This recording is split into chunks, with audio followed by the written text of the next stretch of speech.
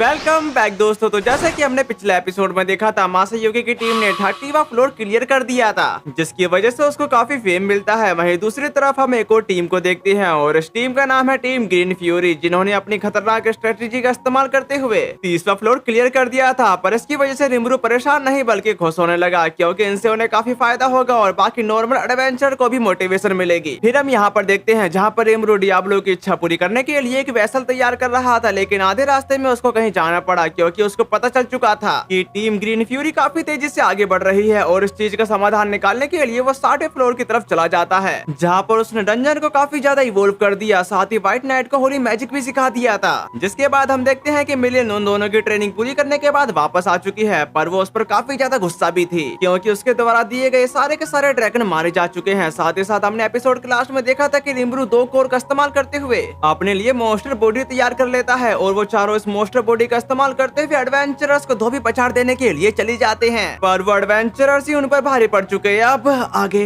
Next episode की शुरुआत kingdom of सल्ट्रोजो का सीन दिखाते हुए होती है, जहाँ पर एक आउल उसी किंगडम की तरफ ही जा रहा था, यहाँ तक कि वो मारिया बेल के कमरे में घुसने के साथ अपनी जगह पर बैठ चुका। साथ ही साथ उसके पास एक मैसेज भी है और उस मैसेज को लेने के साथ मारिया बेल उसका शुक्रिया अदा करने के साथ बताना शुरू करती है, मैं मारिया बेल रोजो हूँ, मेरा जन्म सल्ट्रोसो की प्रिंसेस के रूप में हुआ था, वह छोटा सा नेशन जिसका वेस्टर्न नेशन पर कंट्रोल है। फिर वो उस कागज को जलाने के बाद कहने लगी, मैं लगभग 10 साल की और अब भी 10 साल की, साथ ही मेरा रिइंकार्नेशन हुआ था। अपनी पास्ट लाइफ में मैं एक अपर नोबल फैमिली की बेटी थी, टैलेंट, मेहनत, किस्मत सब कुछ मेरे साथ था और इससे पहले कि मुझे पता भी चल पाता कि मैं पर्दे के पीछे से पूरे यूरोप पर राज कर रही थी और इस बात की मैं एक लड़की थी। साथ ही साथ मेरी हैसियत पर कोई फर्क नहीं पड़ा, इसलिए ये सब इस बात पर डिपेंड करता है कि आप चीजों को किस तरह करते हैं। वैसे मैंने पैसे के बहाव को काबू करने के लिए हर मुमकिन तरीके आजमाए और यहाँ तक कि जंग को भी अपने खेल में बस एक मोहरी की तरह इस्तेमाल किया, यहाँ तक कि मैंने अपनी खुशहाली हर तरह की किस्मत और बदतमीजी पर खड़ी की और इस वर्ल्ड में खुशी खुशी रही और फिर अपनी जिंदगी के आखिर तक पहुंच गई। जिसके बाद उसका रिइंकार्नेशन दूसरे वर्ल्ड में होता है, जहाँ पर एक बंदी उसकी माँ को बता रही थी, मैं एरियोला हूँ और आज से मैं प्रिंसेस की नर्स के रूप में सेवा करूंगी। साथ ही साथ आपसे मिलकर मुझे काफी खुशी हुई। उसकी ऐसी बातों को सुनकर उसकी मॉम काफी ज्यादा खुश होने के साथ कहने लगी, तो चलो मारिया बेल को भी हेलो कह दो। ये बात सुनकर एरियोला उसकी तरफ जाते हुए कहना शुरू करती है, हेलो प्रिंसेस, मुझे आपसे मिलकर काफी ऑनर महसूस हो रहा है।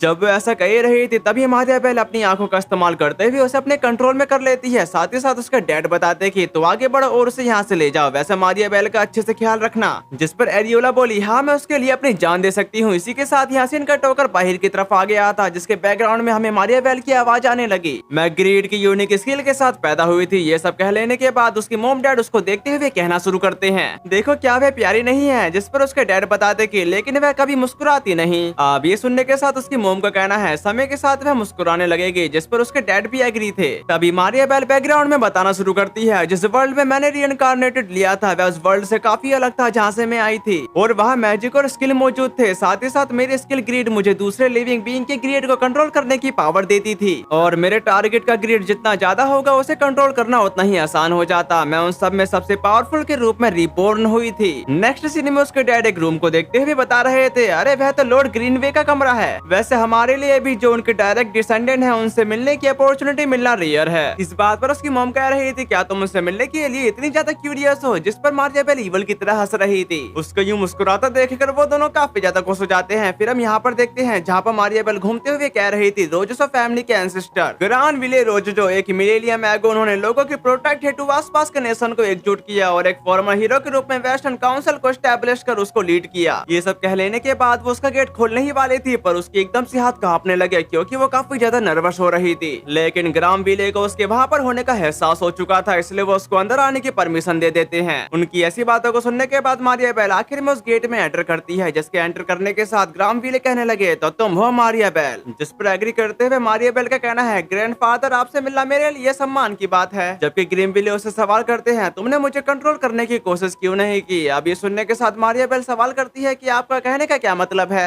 ये बात सुनकर ग्राम विले बताना शुरू करते हैं, नादानी का नाटक मत करो, तुम्हारे आसपास जितने भी लोग हैं वह पहले ही तुम्हारे मोहरे हैं, यहाँ तक कि तुम्हारे भाई बहन, तुम्हारी नर्स, तुम्हारे नौकर चाकर और तुम्हारे डैड, ये सब तुम्हारे एक इशारे पर हाजिर रहते हैं। उसकी ऐसी बातों को सुनकर मारिया बेल काफी ज्यादा घबरा चुकी थी, पर वो खुद को संभालते हुए कहने लगी, मैं दूसरों का ग्रीड देख सकती हूँ, साथ ही साथ मैं उन्हें साफ साफ देख सकती हूँ और उसे भड़का कर मैं उन्हें काबू कर सकती हूँ, पर तुम्हारे एम्बिशन किसी और से कहीं ज्यादा है। लेकिन मैंने फील किया कि तुम्हारे पास उसे कंट्रोल रखने की भी विल पावर है, इसलिए मैंने अपने स्पेल का इस्तेमाल नहीं किया। उसकी इस बात पर ग्रामविले बताता है कि तुम इतना सब कुछ देख सकती हो छोटी लड़की, यानी मारियाबेल, आखिर तुम हो कौन? उसकी ऐसी बातों को सुनकर मारियाबेल काफी ज्यादा सीरियस होने के साथ कहने लगी, मैं हूँ ग्रीड ऑफ दी मारियाबेल। उसके ऐसा कहते ही वहाँ का माहौल कुछ देर के लिए शांत हो चुका था, पर एकदम से ग्रामविले हंसने के साथ कहने लगे, दिलचस्प, तुम मेरे सामने इतनी ईमानदारी से अपनी बात रखती हो कि अब तुम मुझे काफी पसंद आने लगी हो। इसके कुछ दिनों बाद ग्रामविले मारियाबेल को इस दुनिया के बारे में पूरी की पूरी डिटेल देना शुरू कर देते हैं। तभी बैकग्राउंड में मारियाबेल की आवाज आने लगी, मैंने अपने ग्रैंडफादर का भरोसा पूरी तरह से जीत लिया, जिसकी वजह से उन्होंने मुझे वह सिखाया जो मुझे इस दुनिया के बारे में बिल्कुल भी नहीं पता था। और ये सिलसिला ऐसे ही कुछ दिनों तक चलता रहा। फिर हम बालकनी का सीन देखते हैं जहाँ पर ग्रामविले मारियाबेल को उठाते हुए उसे बता रहे थे, मारियाबेल, अगर मुझे कुछ हो जाए तो मैं चाहता हूँ कि तुम मेरे एम्बिशन को आगे बढ़ाओ, और मेरी इच्छा है कि इस वर्ल्ड में शांति हो। इसी वजह से मेरे साथ आओ, हम मिलकर एक ऐसा वर्ल्ड बनाएंगे जहाँ रूसो फैमिली के रूल में सभी इंसान बराबर होंगे। जिस बात पर एग्री करते हुए मारियाबेल कहने लगी, और मैं एक दिन इस पूरी दुनिया पर भी रूल करूंगी। इसी के साथ यहाँ सीन कट होकर एक डंजन की तरफ आ जाता है जहाँ पर कुछ एडवेंचर सामने का नजारा देखने के बाद काफी ज्यादा हैरान होने के साथ कह रहे थे, लगता है सामने तो कुछ है। फिर हम सामने की तरफ देखते हैं जहाँ पर वही तीनों खड़े थे, यहाँ तक कि रामरेस ने उन पर एकदम से अटैक कर दिया था। उसको इतनी तेजी से अपनी तरफ आता देखकर वो एडवेंचर्स काफी ज्यादा घबरा जाते हैं। वहीं दूसरी तरफ भाग रही रामरेस एकदम से फिसल कर वहीं पर गिर पड़ी। रामरेस की ऐसी हालत को देखने के बाद वेल्डोरा उस पर हंसने के साथ कहने लगा, मेरी फेडरल स्ट्राइक का स्वाद चखो। पर जब वो अटैक कर ही रहा था तभी उसकी सोड के सामने एकदम से मिलीन आ जाती है, जिसकी वजह से उसके दो टुकड़े हो चुके। पर वो एक स्लाइम होने की वजह से खुद को रिकवर काफी जल्दी कर लेती है। साथ ही वो कहीं काफी दर्द हुआ, पर तुम मेरे रास्ते में क्यों आ रहे हो? उसके सवाल का जवाब देते हुए वेल्डोरा बताना शुरू करता है, क्या बात कर रही हो, तुम ही तो जो न जाने कहां से टपक पड़ी और मेरे रास्ते में आ गई। फिर हम नीचे की तरफ आते हैं जहाँ पर रामरेस खुद को संभाल ही रही थी, लेकिन एकदम से उसका हाथ एक ट्रैप पर पड़ जाता है, जिसके बाद काफी सारी एरो सीधे उड़ते हुए उसके माथे में जा घुसी, जिसकी वजह से वेल्डोरा जोर जोर से चिल्ला रहा था। उसकी ऐसी हालत को देखने के बाद रिमरू पूछ रहा था, क्या तुम ठीक हो? और वहाँ के ऐसे नाटक को देखकर उन एडवेंचरर्स को समझ में नहीं आ रहा था कि आखिरकार यहाँ पर चल क्या रहा है। उसी वक्त अचानक से उनमें से एक मेज अपने मैजिक का इस्तेमाल करते हुए उन पर अटैक कर देता है, और ये अटैक सीधे जाकर रिमरू को लग चुका था। जो सब देखने के बाद वो बंदे कह रहे थे, ये लोग तो डरपोक हैं, चलो इनको मार गिराते हैं। ये सब कहने के बाद उन तीनों एडवेंचरर्स ने उन पर अटैक कर दिया था। उनको अपनी तरफ ऐसे आता देखकर उन तीनों की फटके चौसठ हो चुकी थी। यहाँ तक कि हमने पिछले एपिसोड के लास्ट में जो सीन देखा था उसी तरह इन तीनों की हालत हो चुकी थी। इसके बाद यहाँ सीन कट होकर रिमरू के मेंशन की तरफ आ जाता है, और वहीं पर रामरेस चिल्लाते हुए कह रही थी, यार वो लोग कितने घटिया थे, क्या उनमें तमीज नाम की कोई चीज नहीं है? अब ये सुनकर मिलिन अपनी भड़ास उस पर निकालते हुए बताते कि ये तुम्हारी गलती है कि तुमने बिना सोचे समझे उन पर हमला कर दिया। इसके लिए रामरेस उससे माफी मांगती है। फिर हम दूसरी तरफ वेल्डोरा को देखते हैं जिसकी हालत गली के कुत्ते से भी बेकार हो चुकी थी, यहाँ तक कि वो उन पर गुस्सा करते हुए कह रहा था, मुझे इस बात से कोई एतराज नहीं है कि तुम हमारे चार्ज कमांडर हो, लेकिन क्या तुम्हें अंदाजा भी है कि तुम्हारी वजह से अभी अभी मुझे किन हालातों से गुजरना पड़ा? उसको यूं गुस्सा होता देखकर रामरेस अब उससे भी माफी मांगने लगी, पर मिलिन अब उस पर ही चिल्लाने लगती है, अगर हम यहाँ उंगली उठा रहे हैं तो तुम ही हो जिसने मुझे काट दिया था।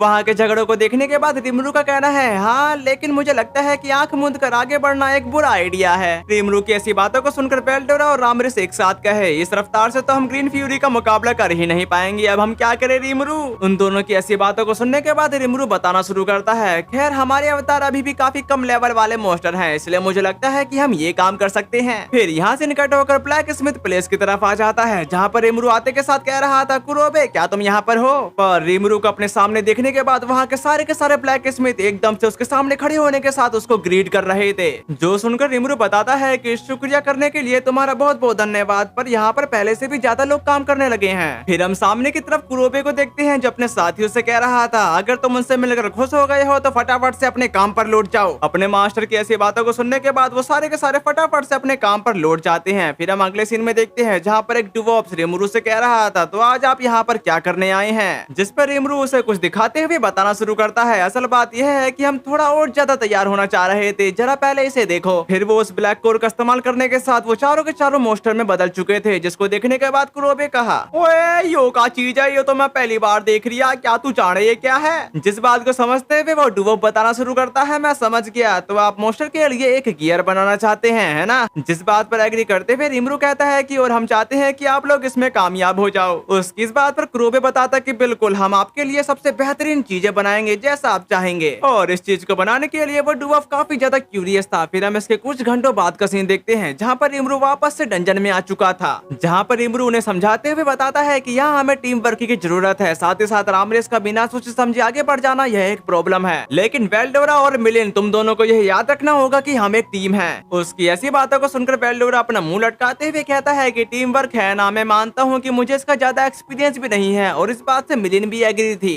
जो सुनने के बाद रिमरू बोलता है कि अकेले दम पर वे एडवेंचर सबसे ज्यादा स्ट्रॉन्ग थे, खैर हमें तो ट्रेनिंग की जरूरत है, और जब तक हमारे गियर तैयार नहीं हो जाते तब तक चलो शुरुआती फ्लोर पर नए लोगों को ही निशाना बना लेते हैं। और इसी के साथ वो लोग उनको निशाना बनाने के बाद अपनी ट्रेनिंग शुरू कर देते हैं, जहाँ पर वो लोग काफी तेजी से उन पर अटैक कर रहे थे, और वो लोग जितनी तेजी से अटैक नहीं कर रहे थे उससे ज्यादा बुरी तरह से वो मार खा रहे थे। लेकिन वो सब हार नहीं मानते। इसी के साथ वो अगले फ्लोर पर चले गए, जहाँ पर उन्होंने काफी बहादुरी के साथ सामना किया। लेकिन इतनी बहादुरी का क्या ही फायदा, वो फिर भी पिटते ही हैं। इतनी गंदी तरह से पिट लेने के बाद अब उनको अकल आ चुकी थी, इसलिए वो लोग अपनी अलग ही ट्रेनिंग करना शुरू कर देते हैं, जहाँ पर वेल्डोरा रिमरू को एक रस्सी की तरह इस्तेमाल करते हुए काफी ज्यादा भारी चीज को घसीट रहा होता है। यहाँ तक कि उसके ऊपर रामरिस भी बैठी हुई थी, और जब उन्होंने उस चीज को घसीटा तो रामरिस ऊपर से गिर जाती है। इसी के साथ वो लोग उस पर हंसने लगे। फिर हम इसके कुछ समय बाद का सीन देखते हैं, जहाँ पर वेल्डोरा ने अपने स्किल का इस्तेमाल करने के साथ एक एडवेंचरर को हरा दिया था, लेकिन उसका एक साथी रामरिस को उठाने के साथ सीधे वेल्डोरा पर पटक देता है, जिसकी वजह से वो फिर से हार गए। इसी वजह से उन लोगों ने फिर से अपनी ट्रेनिंग शुरू कर दी थी, जहाँ पर वो ट्रेनिंग का मजे ज्यादा कर रहे थे, और इसी मजे करने के चक्कर में वो गिर जाते हैं। नेक्स्ट सीन में हम देख पाते हैं कि उनका टीम वर्क पहले से भी ज्यादा स्ट्रॉन्ग हो चुका है, जहाँ पर रिमरू खुद को इस्तेमाल करने के साथ उन एडवेंचरर को चारों तरफ से घेर चुका था। जिसके बाद वेल्डोरा, मिलिन, रामरिस उन तीनों ने एक साथ मिलकर उनकी पूरी की पूरी टीम को निस्तानाबूद कर दिया, और ये पहली बार है कि जब उन लोगों ने एक पूरी टीम को हराया है, जिसकी वजह से अब उनको लगने लगा था कि हम पहले से काफी ज्यादा स्ट्रॉन्ग हो चुके हैं। इसी वजह से वो अब चले जाते हैं एक बॉस का सामना करने के लिए, जहाँ पर उन लोगों ने अपने टीम वर्क का इस्तेमाल करने के साथ उस पर एक साथ अटैक कर दिया था, जहाँ पर रिमरू अपने एनर्जी बॉल का इस्तेमाल करते हुए उस स्पाइडर मकड़ी पर अटैक कर देता है, जिसकी वजह से उसका कुछ देर के लिए ध्यान भटक चुका था। और इसी चीज का फायदा उठाते हुए रामरेश ने उस पर एक जोरदार अटैक चल दिया, जिसकी वजह से वो अपनी जान से हाथ धो बैठा। इतने पावरफुल मोस्टर को हराने के बाद रिमरू काफी ज्यादा खुश होने के साथ कह रहा था, अब हम इतने ज्यादा पावरफुल हो चुके हैं कि अब हम बॉस मोस्टर को भी हरा सकते हैं। नेक्स्ट सीन में वो तीनों फ्लेक्स मारते हुए कह रहे थे, इसमें तो बड़ा मजा आ रहा है, यहाँ तक कि मैं सचमुच एक जीनियस हूँ, और ऐसी कोई चीज नहीं है जिसे मैं काट ना सकूं। उन लोगों को इतना जोश में देख कर रिमरू उसमें और जोश डालते हुए कहता है कि खैर तुम लोगों के लिए असली शो अभी बाकी है। फिर हम दूसरी तरफ मियोमाइल को देखते हैं, जहाँ पर वो अपने सामने इस अजीब से क्रिएचर को देखकर कह रहा था, क्या तुम ग्रेट रिमरू हो? पर मुझे लग नहीं रहा, वैसे क्या तुम सच में रिमरू हो? जिस पर एग्री करते हुए रिमरू बताना शुरू करता है, ओ मियोमाइल कौन, मुझे माफ करना कि मैं इस हाल में हूँ, वैसे क्या कोई बात है? ये बात सुनकर मियोमाइल कहता है कि ऐसा लगता है कि टीम ग्रीन फ्यूरी 49वें फ्लोर पर पहुंचने वाली है। अब ये सुनकर रिमरू पहले से भी ज्यादा हैरान हो जाता है, और उसके ऐसा कहते हैं यहाँ से इनका ठोकर 49वें फ्लोर की तरफ आ जाता है, जहाँ पर टीम ग्रीन फ्यूरी का सामना एक पाइथन से हो रहा था, जहाँ पर उस पाइथन ने काफी खतरनाक अटैक उस बंदे पर चल दिया था, लेकिन वो बंदा अपने शील्ड का इस्तेमाल करते हुए खुद को कवर कर लेता है, और इस चीज का फायदा उठाते हुए एक बंदे ने अपनी सोर्ड का इस्तेमाल करने के साथ उस पर एक स्लैश अटैक कर दिया, और इस अटैक की वजह से वो पाइथन दर्द से कतराते हुए छटपटा रहा होता है। और इस नजारे को देखने के बाद रिमरू का कहना है, उनमें अभी भी वही समझदारी भरा कॉम्बैट का तरीका है। जिस बात पर एग्री करते हुए मियोमाइल बोला, तुम ठीक कह रहे हो, वे अपने खुद की बनावट को तोड़े बिना एनिमे के स्टेमिना को कुशलता पूर्वक कम कर देते हैं। ये सब जानने के बाद रिमरू अपने मन में कहा, वह मेरी सोच से कहीं ज्यादा बड़ी प्रॉब्लम हो सकते हैं, काश मैं उनके लेवल को देख पाता। उसकी ऐसी बातों को सुनकर ग्रेट सेज बताना शुरू करती है, सजेशन रामरेश नाम की पर्सन से मेज क्राफ्ट में इंटरफेयर करने की परमिशन मिलने पर मैं ऐसा कर सकती हूँ। ये सब जानने के बाद रिमरू तुरंत रामरेश को बताता कि मैं तुम्हारे मेज क्राफ्ट में इंटरफेयर करना चाहता हूँ, क्या ये ठीक है? जिसके जवाब पर रामरेश बताते कि जरूर, लेकिन क्या तुम सच में ऐसा करना चाहते हो? और ये काफी ज्यादा इन्फॉर्मेशन है, जिस पर रिमरू फिर भी एग्री था। इसी के साथ रामरेश अपना हाथ रिमरू के माथे पर धर देती है, जिसके बाद ग्रेट सेज ने उसकी सारी की सारी इन्फॉर्मेशन गैदर करना शुरू कर दी थी, और ये सिलसिला ऐसे ही कुछ देर तक चलता रहा है। इसके कुछ देर बाद हम देखते हैं कि जहाँ पर ग्रेट सेज बोली, नोटिस टीम ग्रीन फ्यूरी का अप्रेजल पूरा हो चुका है। इसके कुछ देर बाद रामरेश उससे पूछने लगी, क्या तुम्हारा काम इतनी जल्दी खत्म हो गया? जो सुनकर वेल्डोरा हड़बड़ी में सवाल करता है कि क्या तुम्हें कुछ उनके बारे में पता चला? जिस पर एग्री करते हुए रिमरू का कहना है, ये वाला जो उनके लीडर है साथ ही ए रैंक से ऊपर है, और बाकी के भी कई ए रैंक के आसपास ही हैं। उसकी ऐसी बातों को सुनकर वहाँ के सारे एकदम से अमेज हो चुके थे, जबकि रिमरू अपनी बातों को कंटिन्यू करते हुए कहता है कि ईमानदारी से खेलने से काम नहीं चलेगा, और 49वां फ्लोर पूरी तरह से ट्रैप से भरा हुआ है। हमें फाइनल बैटल के ग्राउंड में उनका इंतजार करना होगा। ये अफसोस की बात है कि हमारा गियर अभी तक तैयार नहीं हो पाया है, और वहाँ का माहौल अभी निराशा से भरा ही हुआ था। तभी वहाँ पर वो दोनों शानदार एंट्री के साथ कहने लगे, तुम क्या बात कर रहे हो ग्रेट रिमरू? उनकी आवाजों को सुनकर रिमरू पीछे पलट कर देखता है, जिसको देखने के बाद उसको एक उम्मीद मिल चुकी थी, जबकि वो दोनों कह रहे थे अवतारों के लिए खास तौर पर बनाया गया गियर तैयार हो चुका है। इसके कुछ देर बाद हम रामरेश का आर्मर देख पाते हैं जो एक हैवी लिविंग आर्मर है, साथ ही क्लास है ब्रज़ाकर। फिर यहाँ से मिलियन की तरफ आ जाता है जो एक स्लाइम है और उसकी क्लास है असासिन। दूसरी तरफ हम बेल्डोरा को देखते हैं जो एक स्केलेटन है, साथ ही उसकी क्लास है फाइटर। और आखिर में हमारे ग्रेट प्रोटैगोनिस्ट रिमरू की बारी आ गई थी जो एक शायद के साथ काफी ज्यादा कूल दिख रहा होता है और वो एक घोस्ट है, साथ ही उसकी क्लास है सोर्सरर। इसके बाद यहाँ से कट होकर 49 फ्लोर की तरफ आ गया था जहाँ पर टीम ग्रीन फ्यूरी आगे बढ़ रही थी।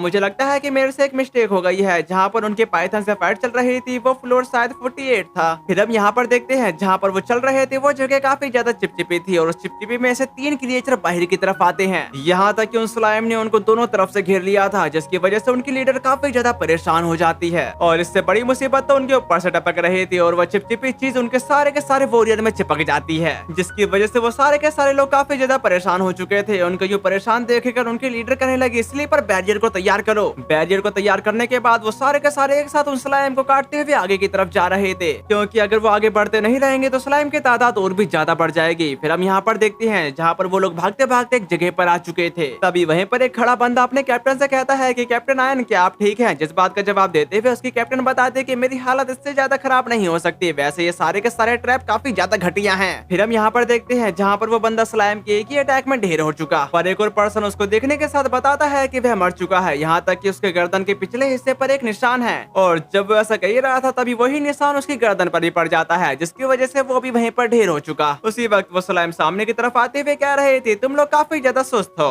जबकि आयन इस फ्लोर को अच्छे से समझने के बाद कहने लगी तो इस फ्लोर की थीम है स्लाइम। जब वो ऐसा बोली रही थी तभी अचानक से राम रेसाते के साथ अपने एक्स का इस्तेमाल करते हुए उन पर अटैक कर देती है, जिसकी वजह से वहाँ पर एक जोर का धमाका हो चुका था। पर इस धमाके की जिम्मेदार सिर्फ रामरी से नहीं थी बल्कि वेल्डोरा ने भी इसका पूरा पूरा साथ दिया था। वहीं पर खड़ी आयन काफी ज्यादा हैरान होने के साथ कह रही थी ये क्या बकवास है, अगर थीम है स्लाइम तो हम पर स्लाइम से अटैक करो ना। उसकी इस बात पर एग्री करते हुए घोष कहा तो फिर मैं तुम्हारी इच्छा पूरी करूंगा, और हाँ मैं एक भूत हूँ जो तुम सबको डराने के लिए नहीं बल्कि जान से मारने के लिए आया है। उसकी ऐसी बातों को सुनकर आयन का कहना है मुझे नहीं पता कि तुम क्या बकवास कर रहे हो, लेकिन ऐसा कुछ भी कोई भूत नहीं कर सकता। साथ ही साथ वहाँ की जगह शेक होने के साथ जमीन के अंदर से स्लाइम लिक्विड बाहर की तरफ आने लगा, जिसको देखने के साथ घोस्ट बताता कि इसके लिए मुझे माफ कर देना, लेकिन यह एक स्लाइम पूल है और मैं इस मौके का फायदा उठाकर कुछ आजमाना चाहता हूँ। वैसे मैं सोच रहा था कि अगर मेरा भरोसा खुद पर हो तो क्या मैं होली मैजिक का इस्तेमाल कर पाऊंगा। जो सब कहने के बाद वो घोस्ट होली रे का इस्तेमाल करते हुए सबके सब पर एक साथ अटैक कर देता है और उस अटैक की चपेट में उसकी लीडर के साथ साथ बाकी सब भी आ चुके थे, यहाँ तक कि उनके सीने में एक बड़ा सा छेद हो गया था और इसी के साथ वो सारे के सारे अपनी जान से हाथ धो बैठे। पर एमरू के ब्रेसलेट की वजह से वो लोग जहाँ से आए थे वहीं पर टेलीपोर्ट हो चुके थे। वैसे मेरे को इस ब्रेसलेट के बारे में बताने की जरूरत नहीं होगी क्योंकि मुझे लगता है कि आपको इसके बारे में जरूर पता होगा। अगर कुछ बंदों को नहीं पता है तो मैं उसको क्लियर कर देता हूँ। जिस बंदे ने भी इस ब्रेसलेट को पहना होगा तो वो एक बार मरने पर फिर से दोबारा डंजन में आ सकता है। और हाँ, इसका आविष्कार सिर्फ रिमुरो ने ही किया था, यहाँ तक ये टेम्पेस्ट में काफी ज्यादा महंगे दाम पर मिलता है। यहाँ तक एक और बात क्लियर कर दूं कि ये ब्रेसलेट सिर्फ एक ही बार काम करता है। इसी के साथ यासीन कट होकर रिमुरो के मेंशन की तरफ आ गया था जहाँ पर वो लोग जश्न मना रहे थे। वहीं दूसरी तरफ खड़ा रिमुरो कुछ सोचते हुए कहता है अच्छा तो गोड्स की पावर को उधार लेने का यही मतलब है। साथ ही साथ यूजर्स को वो खास चीजें देने के बजाय जिनकी वो डिमांड करते हैं और तो और गोड खुद ही सारी कैलकुलेशन भी करते हैं। इतना ही नहीं बल्कि उन सभी होली मैजिक के ब्रेन का इस्तेमाल करके कोई गोड अपनी कैलकुलेशन की रेंज को और भी ज्यादा बढ़ा सकता है। रेमरू को इतनी सोच में डूबा देखकर वेल्डोरा सामने की तरफ आते हुए बोला अरे रेमरू अपने ख्यालों में मत खो जाओ, तुम्हें पता है ना हम जीत गए हैं इसलिए मजे करो। जिस पर एग्री करते हुए रेमरू ऐसा ही करता है। साथ ही वो अपने मन में कहने लगा सच तो यह है कि मैं बस उस डंजन का मजा लेना चाहता था जिसे हम सबने मिलकर बनाया था, लेकिन यह बात मैं अपने तक ही रखूंगा और टीम ग्रीन फ्यूरी उसको आखिरकार कौन सा नोबल पैसे दे रहा है। इसी के साथ यहाँ सीन कट होकर टीम ग्रीन फ्यूरी की तरफ आ गया था जहाँ पर आया निराश होते हुए कह रही थी धिक्कार है हम इतनी दूर आने के बाद भी हार गए। और जब वो ऐसा कह रही थी तभी वहाँ पर एक बंदा आते के साथ उसे समझाता है कि हमारे पास टाइम खत्म हो गया है और यहाँ पर रुकने के लिए यह एक अच्छा मौका था। जो सुनने के बाद उनकी लीडर कहने लगे खैर हमें वापस बुला लिया गया है जिसकी वजह से हमें वापस जाना पड़ेगा। ये सब बताने के बाद वो सारे के सारे वापस जाने लगे। फिर हम सामने की तरफ देखते हैं जहाँ पर मियो माइल उन पर नजर रख रहा था। इसी के साथ यहाँ सीन कट होकर एक अलग ही किंगडम की तरफ आ गया था जहाँ पर एक बंदा कह रहा होता है डेमन लॉर्ड रिमरू को हमारे प्लान के बारे में पता चल गया है। जिस बात पर एग्री करते हुए वो दूसरा बंदा बताता कि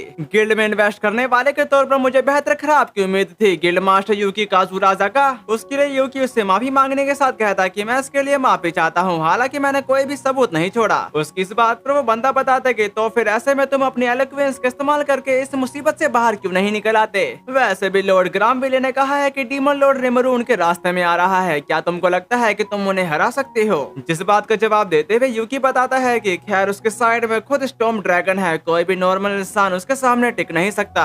जब वह ऐसा कह रहा था तभी मारिया बेल जोर से गेट बंद करने के साथ कही, मुझे साफ जवाब चाहिए। मारिया बेल को अपने सामने देखने के बाद वो बंदा बोला कि अरे मारिया बेल, वैसे लॉर्ड ग्रामविले कहाँ है? जिस पर मारिया बेल अपनी जगह पर बैठने के साथ बताना शुरू करती है, आज मैं यहाँ पर अकेली आई हूँ, लेकिन इससे भी ज्यादा जरूरी बात यह है कि मेरे सवाल का जवाब दो। अगर तुम इसे पूरे सीरियसली से लेते तो क्या तुम डीमन लॉर्ड रीमरू को हरा पाते? इस बात पर यूकी कह रहा था, हिनाटा भी यह नहीं कर पाई, इसलिए मुझे लगता है कि फाइट में मुझे उसके सामने मुश्किल होगी। हालांकि यह सिचुएशन पर डिपेंड करेगा। ये बात सुनकर मारिया बेल कहती कि क्या तुम्हारा मतलब है कि अगर हम डीमन लॉर्ड रीमरू को अकेला छोड़ दे और उसे सोसाइटी से अलग कर दे? पर यहाँ रियल प्रॉब्लम है स्टॉर्म ड्रैगन। झाड़ियों में हाथ डालकर सांप को बाहर निकालना बेवकूफी होगी। हम कोशिश कर सकते हैं कि इससे पहले कि टेम्पेस्ट की वैल्यू बढ़ जाए और वह एक बड़ी प्रॉब्लम बन जाए, हम उसे अपनी साइड में कर लें। वैसे भी डीमन लॉर्ड रीमरू तो इंसानों के साथ मिलकर रहना चाहता है ना। उसकी ऐसी बातों को सुनकर यूकी कहता है, क्या तुम जानती हो उसे ह्यूमन सोसाइटी को लेकर एक खास सोच है। वह यह क्लियर कर देना चाहता है कि टेम्पेस्ट सिक्योर है क्योंकि वहाँ ह्यूमन रूल को फॉलो किया जाता है। अब ये सुनकर वो काफी सोच में पड़ चुकी थी, लेकिन वो एकदम से ईवल की तरह हंसने के साथ कहने लगी, तब मैं उसकी इच्छा पूरी कर दूंगी और उसे अपने ग्रीड के रंग में रंग दूंगी। यहाँ तक कि वो अपने मन में बोली, मेरी यूनिक स्किल ग्रीड की मदद से मैं किसी के भी ग्रीड में इंटरफेयर कर सकती हूँ और उसका इस्तेमाल करके उन्हें अपने कंट्रोल में कर सकती हूँ और लगातार बातचीत के जरिए मैं धीरे धीरे उनका ब्रेन वॉश कर सकती हूँ या फिर तेजी से अपना ग्रीड उनके अंदर डालकर उनके अहंकार को तोड़ सकती हूँ और उन्हें अपनी कठपुतली बना सकती हूँ। लेकिन लोगों पर काफी ज्यादा जोर जबरदस्ती से राज करने में खतरा भी है। अगर मेरा सामना किसी ताकतवर इंसान से होता है तो मेरे उन पर काबू पाने से पहले ही उन्हें मेरी चाल समझ में आ सकती है। इसी वजह से मुझे डीमन लॉर्ड रीमरू को सेफ्टी रूप से कंट्रोल करने का कोई तरीका ढूंढना होगा। यहाँ तक कि इसका पता लगाने के लिए मैं कई अलग अलग तरीके आजमाऊंगी। अगर सबसे बुरा भी हुआ तो मेरे पास एक ट्रम्प कार्ड है। उसकी बातों को अच्छे से समझने के बाद वो बंदा बोला कि ये कितना डरावना है। वैसे क्या एक डीमन लॉर्ड को कंट्रोल करने का यही तरीका है? जिस बात पर एग्री करते हुए मारिया बेल का कहना है, लेकिन जिन लोगों को मैं कंट्रोल करती हूँ वे काफी खुश हैं और यूकी के साथ भी ये बात है। यूकी के एम्बिशन काफी बड़े हैं और उसे इस एम्बिशन ने अभी तक इसलिए नहीं कुचला है क्योंकि मैं उसे कंट्रोल कर रही हूँ। वह झूठ नहीं बोल सकता और वह मेरी बात नहीं टाल सकता। यहाँ तक कि जब मैं ठीक उसके सामने उसे कंट्रोल करने की बात करती हूँ तब भी उसे मुझ पर जरा भी शक नहीं होता क्योंकि मेरा कंट्रोल एकदम बेदाग है। उसकी ऐसी बातों को सुनकर वो बंदा एकदम हैरान हो चुका था।